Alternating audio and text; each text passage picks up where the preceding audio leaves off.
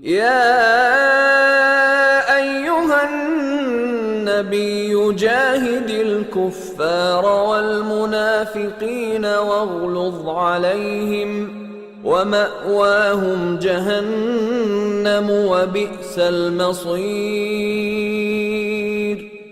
یا ایہا النبی، اے نبی محترم، جاہد الکفار، جاہدہ یجاہد جہادن، جہاد کرو،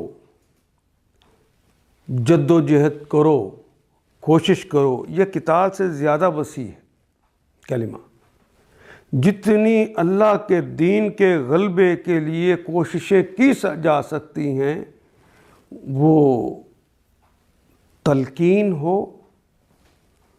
وہ خیر خواہی ہو، جس طرح اللہ کے دین کو غالب کرنے کے لیے کوششیں کی جا سکتی ہیں وہ کرنی چاہیے. جد و جہد کرنی ہے کس کے خلاف؟ الکفار، کفار کے خلاف. یا ایھا النبی جاہد الکفار، اے نبی جہاد کرو، جد و جہد کرو کفار کے خلاف. والمنافقین، واو کے معنی اور، منافق کی جمع ہے منافقین، اور منافق کے کلمے کے آخر پہ یا اور نون کا اضافہ یہاں دیکھا جا سکتا ہے. اور اسی طرح اردو میں بھی استعمال ہوتا ہے. کافروں کے خلاف اور مجاہدوں کے خلاف جہاد کرو، واغلظ، سختی کرو. غلظ یغلظ غلظتاً، سختی کرنا. یہ فعل امر آ گیا. واغلظ، اس پر، اور اس پر سختی کر، علیہم، ان پر، یعنی کفار پر اور منافقین پر سختی کیجئے. وماواہم، واو اور، ماواہم مل جو ماوا اردو میں بھی استعمال کرتے ہیں، ماوا کہتے ہیں پناہ گاہ کو. وماواہم، اور ان کی پناہ گاہ ہے جہنم، جہنم ان کی پناہ گاہ ہے.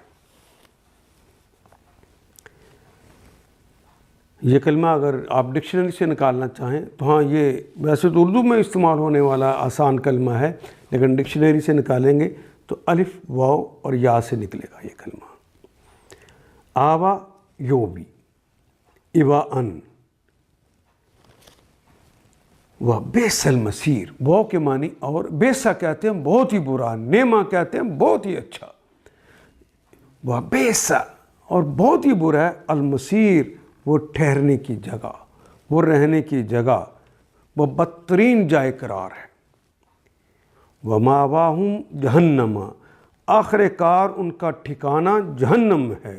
وہ بئس المصیر، اور بدترین جائے مقام ہے، بدترین جائے قرار ہے جہاں وہ جا کے ٹھہرے. ان آیات کو ایک دفعہ پھر تلاوت خود کیجیے، عربی مبین پڑھتے ہوئے دیکھیے کیا بات پوری اندر اتر رہی ہے؟ کیا یہ اردو کے سانچے میں ڈھلتی گئی ہیں عبارتیں؟ اگر بات سمجھ آنی شروع ہو گئی تو الحمدللہ یہی ہمارا ہدف ہے، اور یہ ہدف پورا ہو گیا. اللہ میرا اور آپ کا حامی و ناصر. الف لام